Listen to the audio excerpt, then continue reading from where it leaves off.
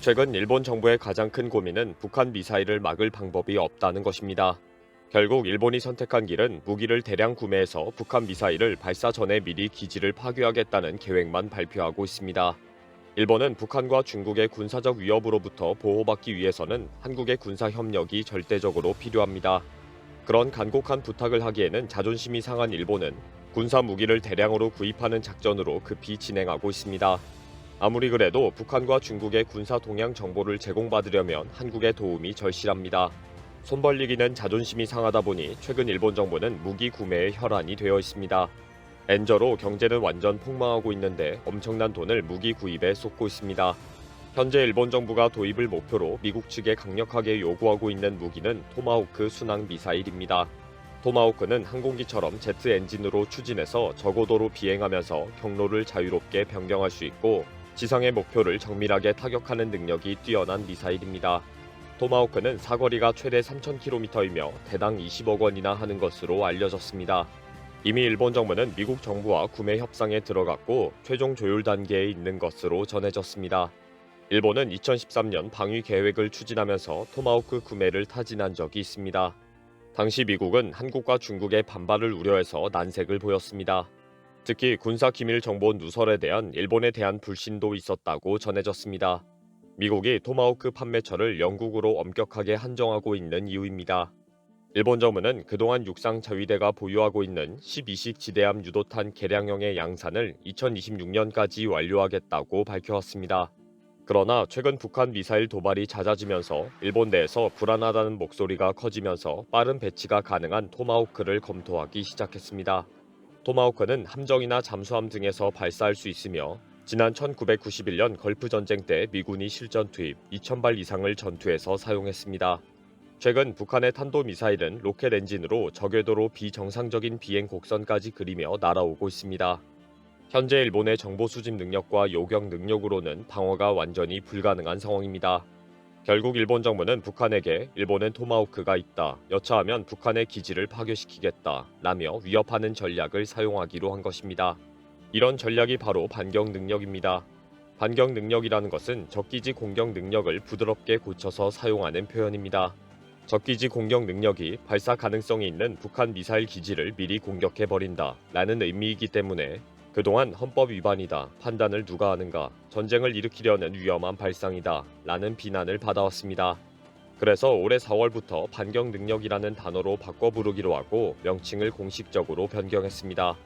진작부터 반격 능력을 키우겠다고 공언했는데 상황이 다급하게 돌아가다 보니 토마호크 도입 결정이 난 것입니다. 일본은 지난해부터 사거리 500km의 타격 미사일, 900km의 공대지 장거리 미사일을 도입하고 극초음속 미사일도 개발하겠다고 밝혀왔습니다.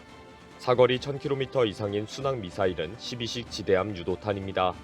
미쓰비시 중공업이 2019년부터 1조 원의 예산을 들여 개발 중인 것으로 알려졌습니다. 2026년까지 개발을 완료해서 항공기와 군함에 탑재하겠다는 계획입니다. 이 미사일은 모두 선제 공격력으로 본격적으로 먼저 공격하는 미사일을 최대한 확보하겠다는 의도입니다. 한국은 이미 지난해 마하 10의 극초음속 미사일을 개발 완료하고 공개한 적이 있습니다. 12월 3일 국방과학연구소가 살짝 발사 영상을 공개해서 전 세계를 놀라게 했습니다.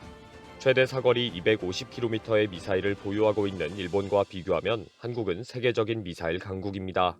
일본은 해상 자위대가 보유한 잠수함의 대함 미사일을 빼고 나면 대부분 사거리가 100km 미사일뿐입니다. 한국 미사일은 이미 실전에 배치된 현무 3의 사거리는 1500km로 미국, 러시아, 이스라엘, 한국만 보유하고 있을 정도의 순항 미사일입니다. 현무 4는 1톤에 불과한 현무 3의 탄두 중량을 2.5톤까지 늘린 것으로 개발되었습니다. 괴물로 알려진 현무 5는 탄두 중량이 8톤에 달해 세계 최대급으로 알려졌습니다. 관통력은 핵폭탄보다 더 뛰어나기 때문에 김정은이 가장 두려워하는 무기입니다.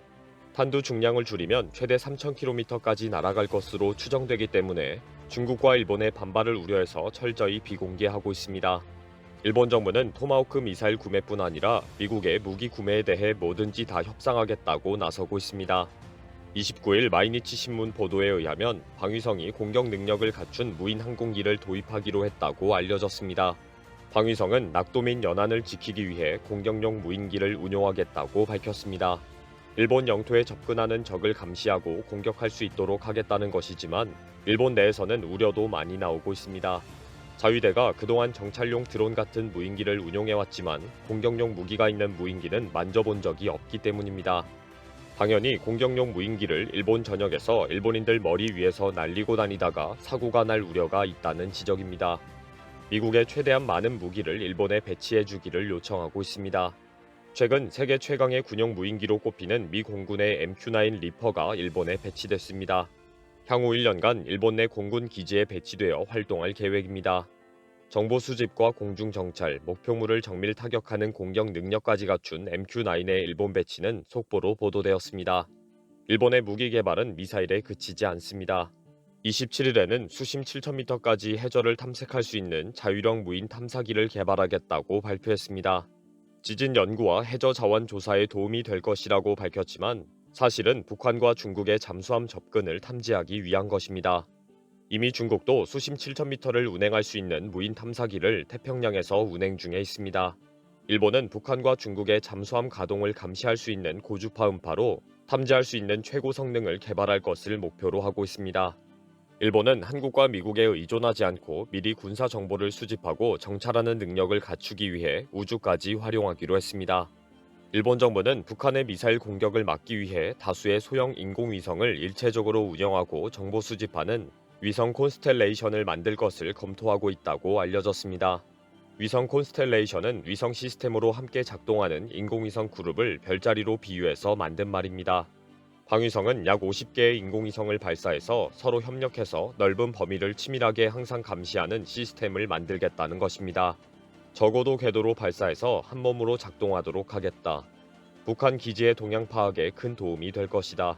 적기지 공격 능력을 갖게 되면 공격 대상지의 정보 수집에 활용하게 될 것이다.